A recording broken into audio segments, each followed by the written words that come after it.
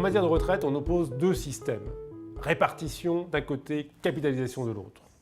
Ces deux systèmes, c'est vrai, fonctionnent selon des logiques un peu différentes. Néanmoins, elles ont un seul objectif, c'est de fournir des revenus à des anciens actifs, donc sous forme de pension, de rente. Mais qu'est-ce qui distingue la capitalisation de la répartition? La répartition, c'est simple. Ce sont des cotisations prélevées sur les actifs qui servent à financer les pensions des personnes qui sont à la retraite.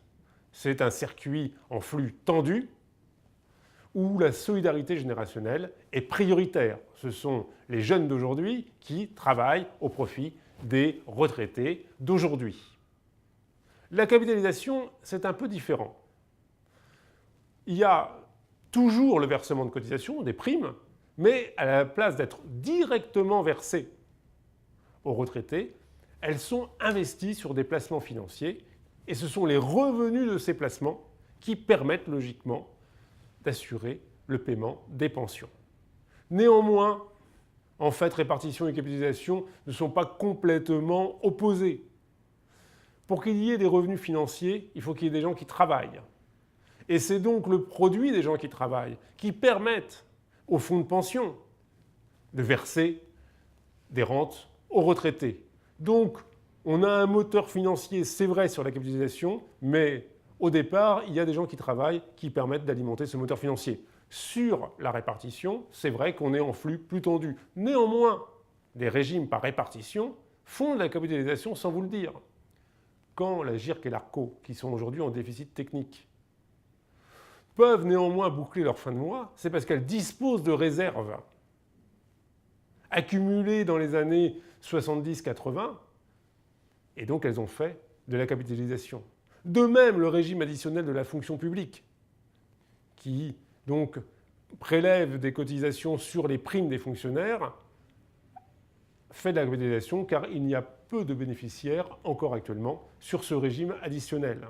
Donc capitalisation et répartition ne sont pas deux monstres opposés, ce sont en fait deux moyens techniques pour assurer le financement des retraites. Quel est le régime le plus adapté aux économies modernes? La répartition a eu son heure de gloire quand il y avait beaucoup de cotisants, peu de bénéficiaires et que les retraites étaient en montée en puissance. La capitalisation a eu également son heure de gloire quand les marchés financiers ont enregistré une forte croissance, quand les profits financiers ont augmenté. Aujourd'hui, on voit que c'est vrai que la répartition souffre de la crise, de la baisse de la masse salariale. On voit que la capitalisation est sujet évidemment aux fluctuations des marchés financiers. C'est vrai qu'aujourd'hui, on a besoin de capitaux pour développer l'économie.